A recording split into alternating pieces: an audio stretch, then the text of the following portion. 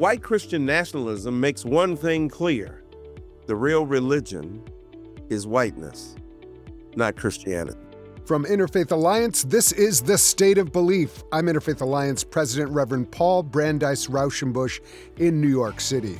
White Christian nationalism should be white Christian nationalism, or white Christian nationalism, right?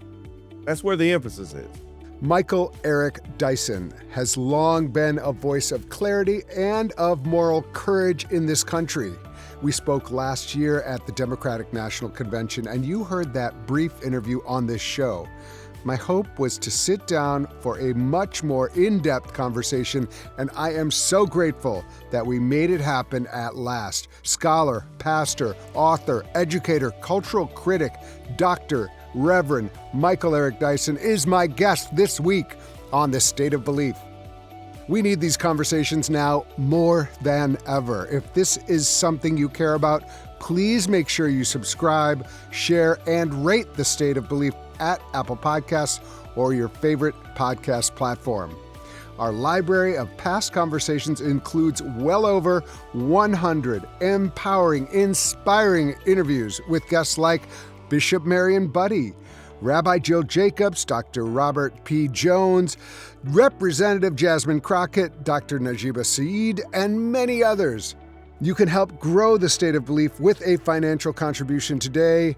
Find out how at stateofbelief.com, and you can support and join the work of Interfaith Alliance at interfaithalliance.org. Before we get started, this is what is on my mind and I want to bring to your mind this week, is that a transgender woman was arrested after using the bathroom at the Florida State Capitol. And this is because of a law that was passed, and no one has ever actually been arrested because of one of these laws. A few states have these laws about whatever gender you were assigned at your birth, you have to use that bathroom. And, so they've criminalized transgender people using the bathroom associated with their identity.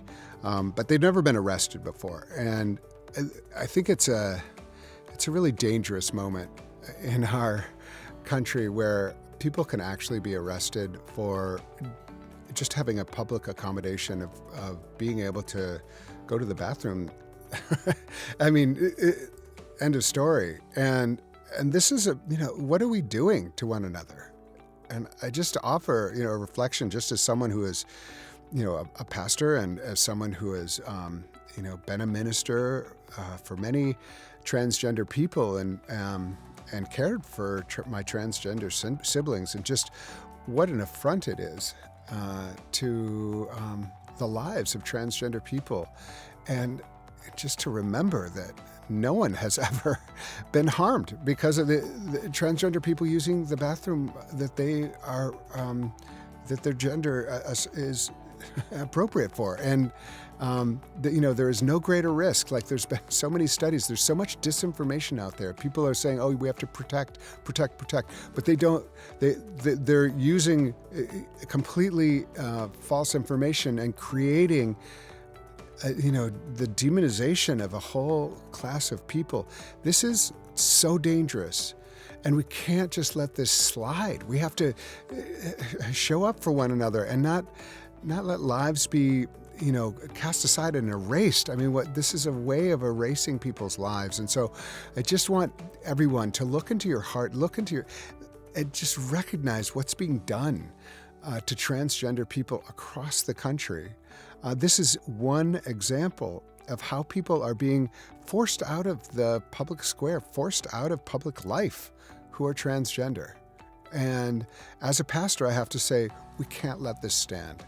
We have to let people be who they are and recognize that everyone has a right to go to the bathroom where they're going to go. And, that's seems so basic, but it's so important. So just please remember, there is a concerted, well-funded effort to erase transgender lives from the United States of America.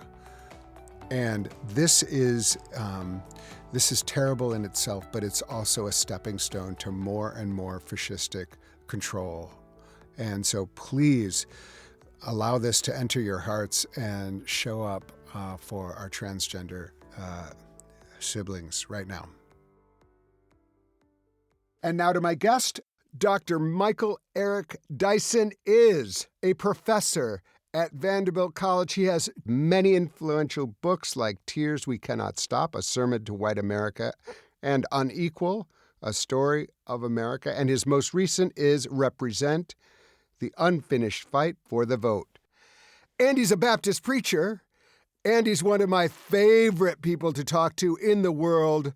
Dr. Dyson, welcome to the State of Belief. Reverend Dr. Professor Mr. Raushenbush. It's always good to hang out with you, my friend. Oh, my goodness. Let me start the way I like to start right now in this time. How are you doing? Like, how is your spirit? How is your soul? How is your mind? How is your body? Are you taking care of yourself? Tell me how you're doing. Yes, sir. Well, thank you for asking the question. Determined to do all of that and be all of that and to be well. As my pastor, the late, great Reverend Dr. Frederick George Sampson said, we have already come through what we have come to. So this ain't nothing new. It's new in the sense that there's some unprecedented features of this attempt at self-coup. There is an attempt to eviscerate the institutions of American life, to eradicate the checks and balances of American democracy. There is an attempt to unfurl an anti-patriotic, anti-American agenda in the name of patriotism and America. And there is the attempt to undermine the legitimacy of legislative and judicial power as a check on executive power. There's an attempt to expand the register of executive power. There is the attempt to get rid of what Thomas Jefferson understood as the necessity of term limits. And there is the attempt to radicalize a right-wing faction of our electorate even more. And there is the cynical attempt to use the issue of anti-Semitism in a completely illegitimate fashion that I'm afraid many of our Jewish brothers and sisters have implicitly or explicitly signed on to. And there is ultimately the energy around a fascist movement within American political life that has to be continually resisted. So that stuff is true, but we are America. We are a democracy. We have to fight for that democracy. Like the Bible, democracy doesn't speak for itself. We've got to speak for it. We've got to interpret it. We've got to talk about the principles and practices that will reproduce the best possibility of American democracy's strength. And so I'm in it to win it, in for the fight, and determined to make certain that our nation is preserved from the autocracy and from the patrimonial attempt to turn this into a government by extension of one administration that seeks to eviscerate the practices of American democracy. Well, you have laid it out beautifully, and that is cosign. But I will just underscore, like, it is important to recognize that these feelings, especially I think for Black Americans, are not new. But Right. there is a new manifestation of it. I am going to just put it out there. I hope you're taking care of yourself because we need you. We need your voice. I think we're trying to put it out there like what all of us know and all of us have learned, that self-care is important in this moment, but it's easier said than done. I'm putting that positive energy towards you because I value all that you're doing. And let me just ask you like just a small question to start with. Like, how is race shaping all of what you just talked about? Like, how do you see race playing into all of these efforts from the Trump, Vance, Musk administration to do what they're trying to do to the American country right now? They don't want to say that. They don't want to directly mention it, but race is playing a part in all of this. Speak to that a little bit, if you would. Well, you're absolutely right. The foundation of this is racially driven. We look at the xenophobia that is playing out in this country, just rounding people up and then arbitrarily putting them on planes and deporting them. Now, let's not pretend that we don't understand that before this administration, Barack Obama had deported more people than any president before him. So it's not even necessarily exclusively a consideration of partisanship. It's about what our moral inclinations are and how they check our political sensibilities. Um, so when we talk about the xenophobia that leads to that rounding up, when we look at the racialized and ethnicized assaults upon Palestinian brothers and sisters who merely want to raise their voices in opposition to what they see going on in Gaza. And many conscientious Jewish brothers and sisters and Israeli brothers and sisters who understand in kinship with them that the genocide that we are undergoing has to be identified, acknowledged, and resisted. And I learned that from the great Jewish book of the Old Testament. I learned that from the Hebrew scriptures, that God sides with those whose backs are against the wall, and God criticizes God's own people in order that they do better. And God certainly is not an anti-Semite. When we look at the assault upon DEI, um, which is What does that stand for, by the way? I forget. Does DEI stand for something? yeah, let me see. I think it stands for domination, evisceration, and intimidation Oh! by by the present administration. What it was supposed to have stood for was diversity, which means that we have a number of different ethnicities, races, genders, sexual orientations that contribute to the culture and abilities as well. Equity, which is not merely equality, but trying to figure out the best route to try to make things as they should be in a just world. Equality is men have in a public place 8 bathrooms and women have 8 bathrooms. Equity means men have 2 bathrooms and women have 6 bathrooms, right?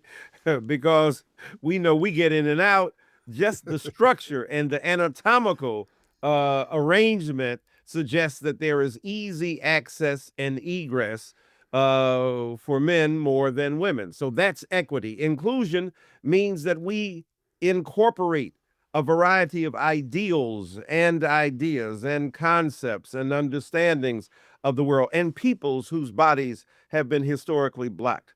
Now, this administration talks about assault on DEI because of incompetence. We ain't seen no administration be as incompetent as this one. We have never seen, um, the attempt of this particular government that we continue to appreciate be run by people who are as incompetent as putting on signal their plans of war. Of now we discover using emails. Wait a minute, I thought Yeah. I thought you didn't like Vice that. President, we Yeah. thought that Secretary of State Hillary Clinton was the worst, Yeah. offender in this regard. And now it turns out to be poppycock because y'all are actually doing Yeah. things with email, with Gmail. We know Gmail is great, but come on, we have Yeah. protocol for that. But you don't know the protocol. You don't have the forces in place that would have institutional memory because you're firing them all. And you are Wow. getting rid of these people, wisdom, tradition, understanding, insight.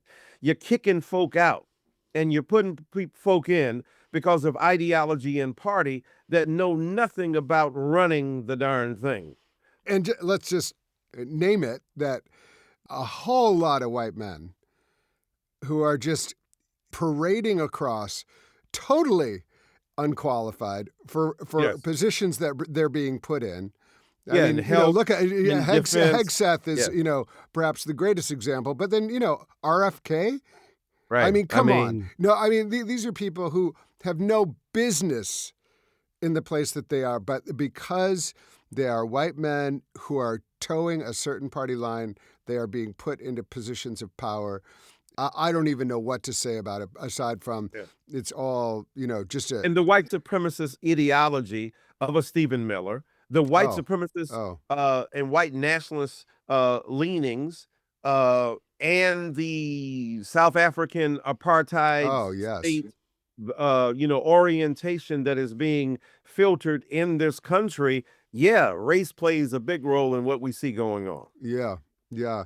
Um, well, you are no, uh, you're not a foreigner to the understanding of the power of faith to play good, to do good in the world, and That's we're going to right. get to that because that's a really important, Yep.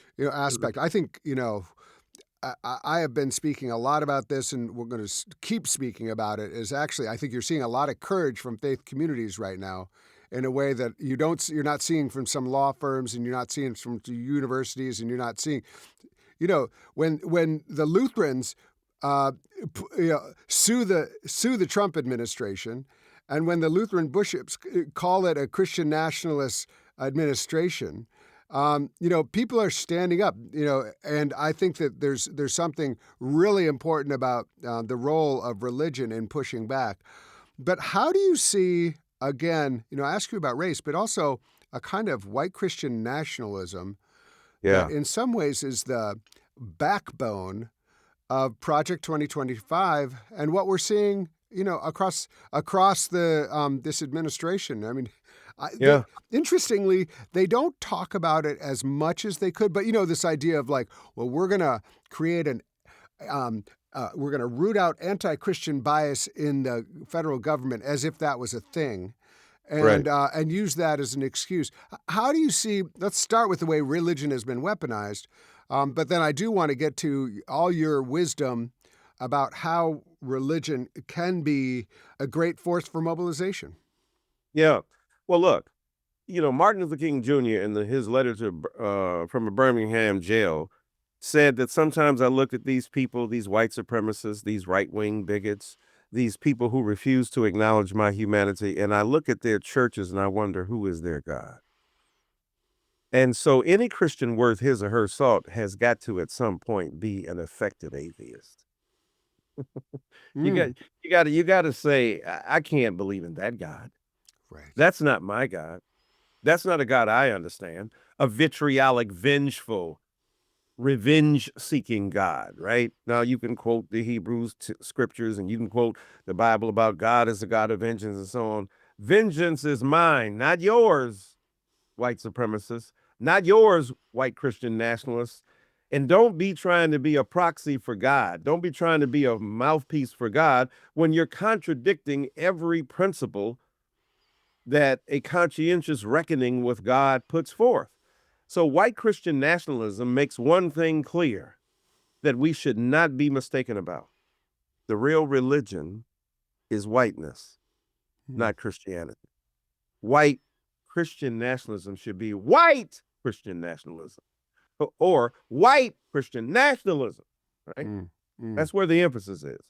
This is a nationalist project motivated by a xenophobic passion, a protectionist concept of America, and trying to have a society, right, that fails to make a distinction between patriotism and nationalism at that level. Because Mm-hmm. patriotism says, I love my country, but I'm self critical about the means to pursue the particular ends that we articulate. And we're open to constantly revising our concept of what a good country is, of how we can get there, right? We're open minded about that and open ended within the context of the basic documents that define America, the Declaration of Independence, the Bill of Rights, the Constitution of the United States of America, the separation of powers, the disestablishment clause that says no religion should be established so that all can flourish, Exactly. right? So this ain't no Christian nation, y'all. And Thomas Jefferson's God ain't your God. For Right. all of you who claim to be like the founding fathers, what's Right. the first thing Jefferson did when he got hold of the Bible, the New Testament especially? What did he do? He cut out the miracles. But he left Smokey Robinson. Thank God he was a good man. But so you cut all the miracles, all the things that can be empirically verified. So he's Thomas. When Thomas said, show me your wound, I just got to see it for myself. Right? This is a Thomas Jefferson radical empiricism, William James kind of approach. We could even throw in Richard Rorty. So Let's the go. point is, right, what are the litmus tests that determine the veracity of the claims being made? So I say all that to say that this elevation of whiteness is the real religion of many white Christian nationalists. They are not patriots who are self-critical, but nationalists who are uncritical in their celebration of America, right or wrong. It doesn't make a difference. We must move forward. And then that is antithetical to a God who says, even in the Bible, as Martin Luther King Jr. and others reminded us, I will break the backbone of your power. I will bring you under heel. I will discipline you. God is not uncritically celebratory of the kinds of factions that we generate out of ideological purity or partisan commitment that have nothing to do with the ultimate commitment to truth, justice, democracy, fairness, and the ethic of love. So when we look at white evangelical piety at its worst, when we look at white Christian nationalism in its most virulent expression, we see that this, to me, is antithetical to the very principles of Christianity that we should uphold. And by the way, it's not just the nasty, vicious expressions. Billy Graham, as nice a man as he was not very good at all when it comes to being self-critical about his whiteness and the degree to which his whiteness made him complicitous with a form of racist governance that was antithetical to Christian principles. So even though Billy Graham wasn't a virulent, expression of this, he was the roots of it because he couldn't support Martin Luther King Jr. He said that, years and years off, and maybe in the next world, we could work out principles of prejudice. You are as ineffective and as feckless a Christian minister, as heretical as that sounds, and I'm sure it's offensive to many white evangelical pietists. The principle of complicity with the dominant worldview is something that Billy Graham himself spread as well. So it's the ugly side of it, it's the lighter side of it, it's the well-intending side of it. But Billy Graham stood silent when 4 girls were bombed in a church to their reward in heaven in 1963. Billy Graham stood silent when white supremacists warred against Christians like Martin Luther King Jr. and others who were organized against well-intending, well-meaning, and well-doing Black believers. So I think that we have to underscore that white supremacy, white nationalism, white Christian nationalism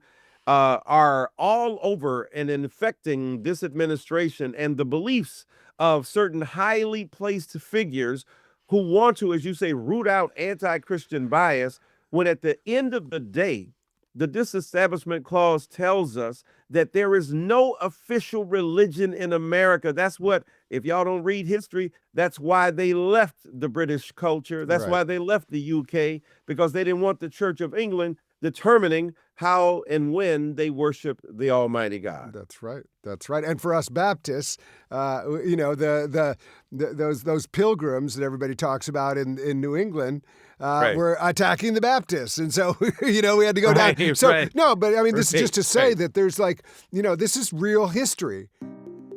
Up next, much more with Michael Eric Dyson.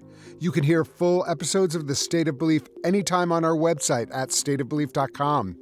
You'll also find links to topics we discussed this week, as well as transcripts and more. And make sure you subscribe at stateofbelief.com/subscribe. You're listening to The State of Belief, where religion and democracy meet.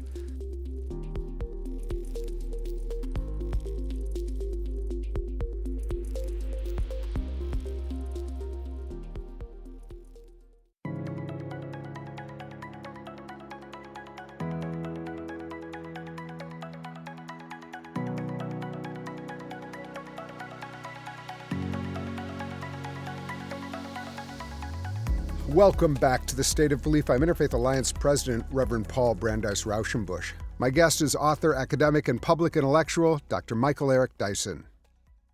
What's been interesting to me is they almost have not claimed morality in a way that I would have expected them to claim. They're not trying to say it's moral to take money away from the vets. It's moral because they realize it's immoral.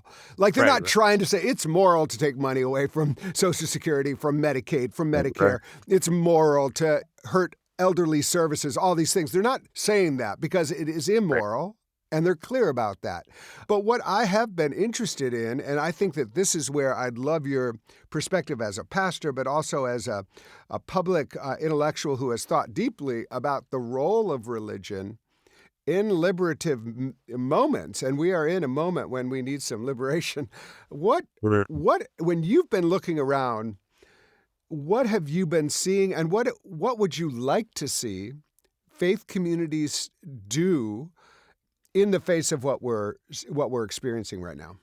Yes, sir. Well, first of all, continue to uplift the gospel of liberation, to tell the truth about what we see, that God sides with victims and those whose backs are against the wall, that the gospel of love and liberation is about the transformation of hateful, vengeful, nasty-minded politics into an arena where we are, yes, arguing about forces and factors in American life and features of American life, but doing so with an eye to how we can best embody and represent the transformative power of a transcendent God who looks beyond our faults to see our needs.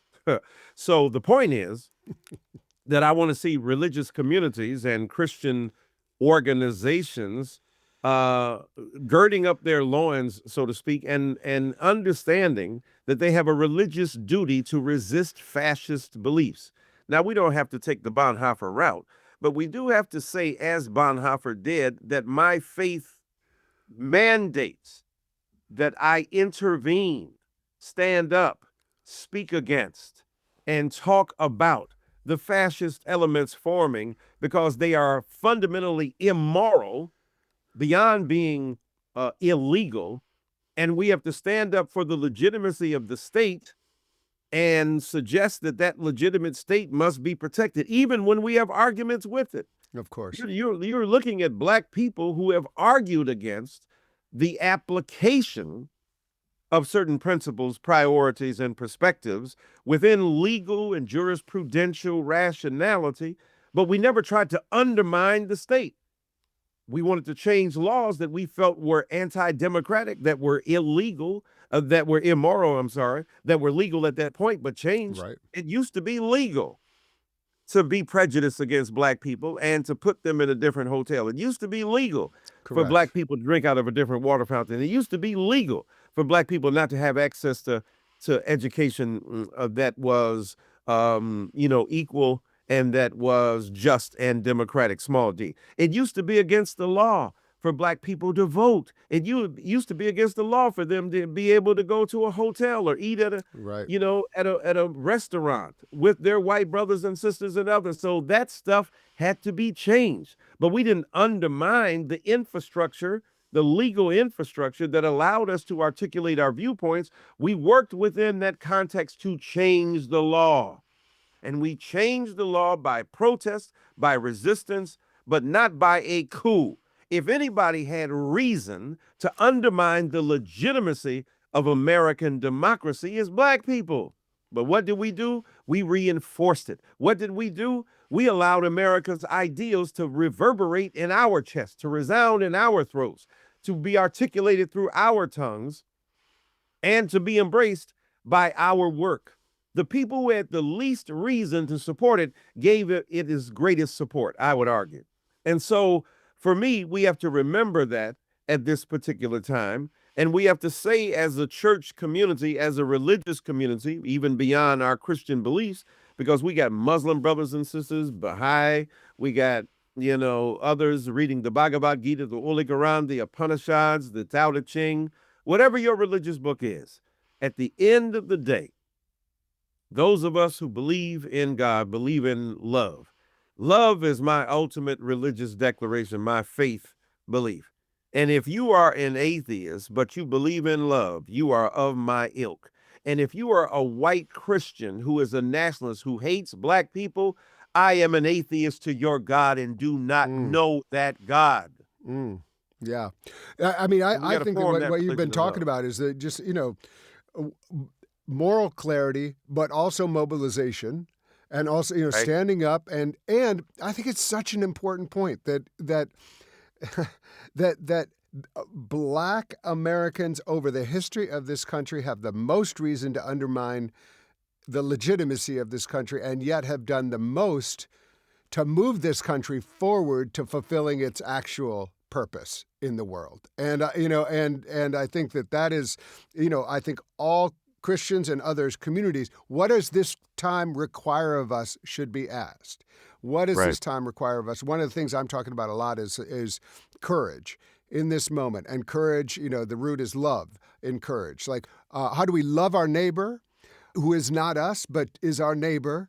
And how do we love this country as an act of patriotism enough to fight for it in this Right. moment? And I think, there's going to be more and more actions that faith communities are going to be a part of and maybe leading, that are going to bring us into the streets, that is going to show, really understand that old, like, sappy song I used to sing, and they'll know us by our love. I hope that's true, and it's just really important. One of the things that I have, I don't want to make too big of a deal of this because it's really not the majority, but it's very interesting how in every photo op of people praying over Trump, they get as many black people in there as possible. Oh, yeah, yeah. I mean, and there is a kind of prosperity gospel sensibility, that is, it's out there, and somehow, and again, this is the minority,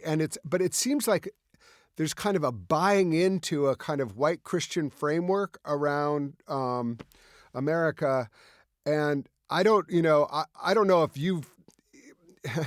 I'm sure you've thought about it, but I'm just wondering if you have any insight into, this and Latino evangelicals even more, Right. and so, like, how do we reach out and make sure that we are trying to frame something in an inclusive way that doesn't push them into the arms of the MAGA religious movement?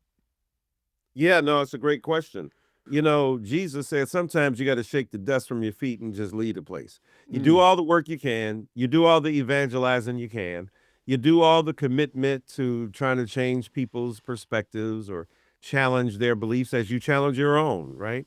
You're open to that. None of us are perfect. None of us have the answers. So we try to work with each other, struggle with each other, talk to each other in order to change. But at the end of the day, if after all that, they are determined to uphold fascism, you got to shake the dust from your feet, bro. You got to say, we got to part ways. We got to be Paul and Timothy and whoever else. And we got, you go your way, I go mine. Except in Paul and Timothy's case and in others, there was at least the ostensible commitment to bringing the gospel in the best way possible. We could see the legitimacy of that to our opponents or our we don't have to call them enemies, those who disagree with us. But at the end of the day, you shall know them by their love and you shall know them by their fruit. We ain't no Mm-hmm. judge of people. Judge not unless you be judged. But we are fruit inspectors. So, Fruit I mean, inspectors, my yes. God, Yes. man. That But is good. Is the this other good fruit? They're trying to get rid of all inspection the of food. inspectors, all You know, the they're inspectors, getting rid of the inspectors, but we're all fruit of them, bro. inspectors. I love that. All of them. They try to get rid of them. So they done fired all the inspectors, right? So the thing is that we go inspect your fruit. Where's your patience? Where's your love? Where's your kindness? Where's your courage? Where's your commitment through passions of empathy and identification with the other? We looking Right. at the fruit, bro. Right. And Does it give you life or does it give you death? come on, man. Is it healthy? Is it Is your unhealthy? Chiquita banana ripe or is it overripe, bro? What you doing? So the thing is that we got to tell the truth, and how we love those even who are fiercely opposed to us. We tell the truth. We raise high the bloodstained banner of truth. Facts are at a premium. People are buying what they want to believe. Again, and as the great Richard Rorty said, give me freedom and truth will take care of itself. He understood. He understood that all these arguments about truth are underwritten by a commitment to fundamental freedom. And if we work the freedom out, then truth will take care of itself. Because as we see right now, truth is to the highest bidder. Truth is to those with most power. Truth is to those who have the most money. We know that one man made like 147 billion last year, even as his cars, and I don't have to name no names, y'all know who I'm talking about. As his cars are getting burned up off the lot, he making money off of y'all. He wants to deny you. It ain't Doge, it's Dodge. Dodging, right, the fundamental principles of truth. And so he wants to fire tens of thousands of members of government while reaping gross benefit from his own economic arrangements with the government. So, this administration. So, as Christians, how we love them is tell the truth. How we love them is marshal facts. How we love them is continue to uphold the belief that there is some objective consideration for this truth. And even if we deconstruct objectivism, we understand that the truths that we have consensus about have some meaning and significance, forces of tradition, verities that have been delivered to us as a result of struggle and conversation must be held as sacred. The commitment, most especially to the vulnerable, must be held sacred. The commitment to those who are dying must be sacred. The commitment to those whose resources have been diminished by no fault of their own must be held sacred. And those who have made mistakes and who continue to seek a better path, those must be held sacred in a government where we have undermined the capacity to mend the safety net. It's being shredded and destroyed in the name of callous capitalism, of vicious commitment to partisanship and ideology. And we got to tell the truth about that. Yes. I'm going to ask you, just as you're just the wealth of knowledge you have, I would love for you to reference someone that most of us probably have not heard of, but who we should all know, who might be instructive for this time. So this can be anyone, but a religious leader, a political leader, someone who, it does not have to be a leader at all. It could just be someone who did something that could be instructive. Because I think what we need, this feels, a lot of it is familiar. A lot of it feels like we're stepping off a cliff. Look. And so I'm just wondering, is there anybody who comes to mind? Look, a famous guy who just spent more than 25 hours speaking from the Senate, is Cory Booker. I mean, there's a very famous guy, but he's got a conscience. Al Green, Congressman Al Green, holding up his cane. And you have no mandate. And that was so important. And every Democrat should have gotten up and done it with him. You have no mandate. With him and said no mandate. No mandate. And it's absolutely true. They're acting as if they won a landslide election, which they did not. Cory Booker, Al Green, stand up with them. And we're overinterpreting on the progressive side. We're overinterpreting, oh my God, we've lost this battle, we got to rethink. No, we barely lost. Look at that as a sports team. We need one more piece. Not blowing up the whole team, not destroying the whole infrastructure, just figuring out what we do. But that's what we're doing because we're cowards without commitment to principle. And we got to tell the truth on our side as well. Yeah. The Reverend that was what was great about what What Cory Booker did is he really talked to he laid it out for 25 hours. He laid it Come out, on, bro. and he also time said to lay it out. He said so much that was important, including about his faith, which many of us appreciated. Right. That he was out there saying, this is antithetical to my faith. This is, and so I think that we are done seeding the religious space. We are done seeding the moral space, and we are done playing nice. I mean, holding up a little paddle saying this is bad. No, Al Green with his cane saying you have no mandate. Everybody should have jumped up at that moment because that's I'm with you on that. We have to pierce it. We have to pierce it, and we got to sometimes take the paddle and apply it to the seat of knowledge. So the thing is that the Reverend Dr. Frederick Douglass Haynes III, a lot of people haven't heard of him, but he is a deeply and profoundly committed minister of the Friendship West Baptist Church in Dallas, Texas, who has been on the battlefield, local level, fighting those who would do payday loans with their predatory lending. He is on the national scene, standing up against the junta of a right-wing, white supremacist, white Christian nationalism.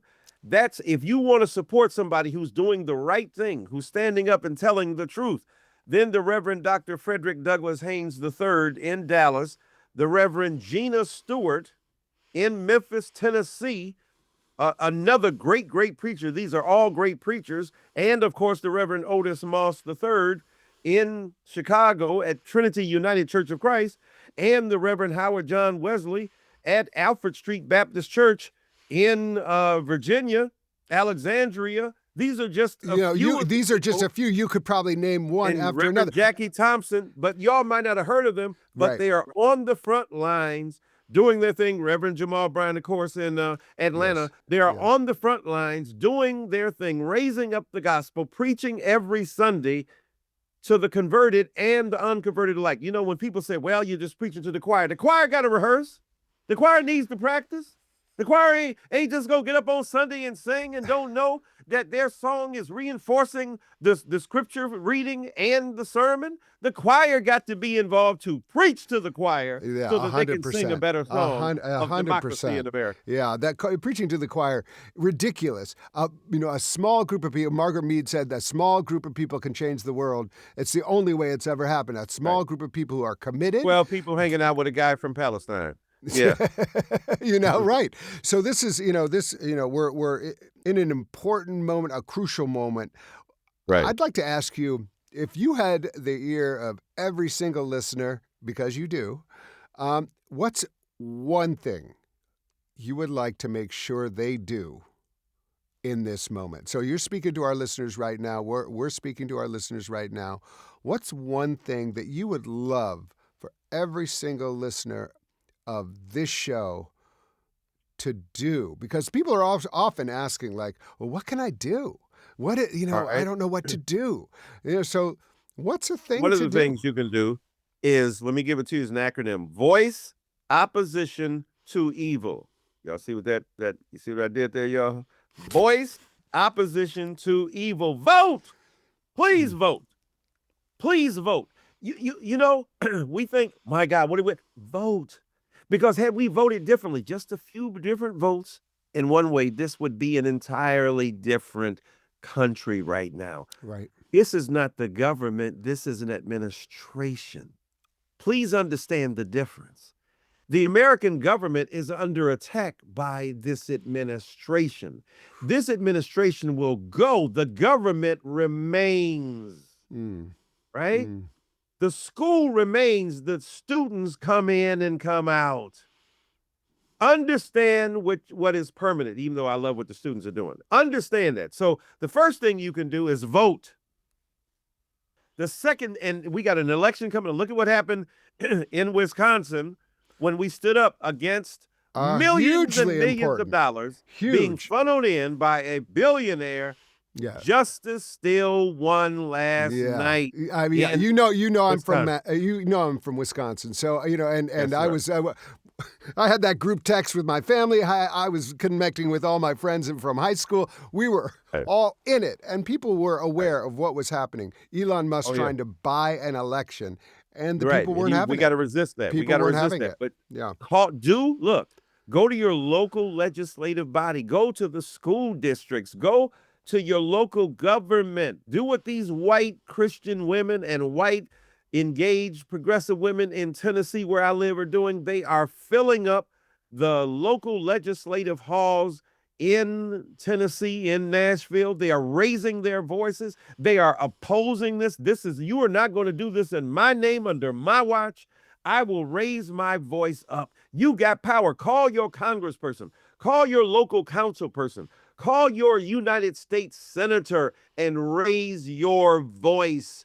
Continue to vote, continue to protest, continue to join organizations that are spreading the truth and spreading the facts as we have been denied. That's what you can do on the local level.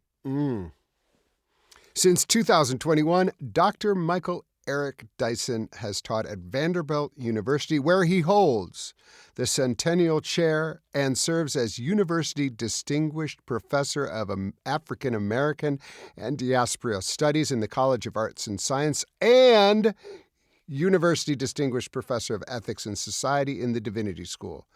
Author of many influential books like Tears We Cannot Stop, A Sermon to White America, and Unequal, A Story of America, and his most recent is Represent, The Unfinished Fight for the Vote. Dr. Dyson, thank you so much for joining us on The State of Belief. Thank you, my brother. Keep up the good work. I'm sure you know someone who would get a lot out of this conversation with Michael Eric Dyson. So please share The State of Belief with them, and be sure to subscribe to The State of Belief at Apple Podcasts or your favorite podcast platform. We need your help to keep making The State of Belief, so please make a financial contribution today at stateofbelief.com. That's stateofbelief.com. The views and opinions expressed on this program do not necessarily reflect those of Religion News Service or Religion News Foundation. The State of Belief is produced by Ray Kirstein and is a production of Interfaith Alliance. Become a member today at interfaithalliance.org. And be sure to join us next week. My guest will be Kelly Jensen, a leading advocate for the right to read and a fierce opponent of censorship in this country. I can't wait. Until then, I'm Paul Brandeis Raushenbush on The State of Belief, where religion and democracy meet.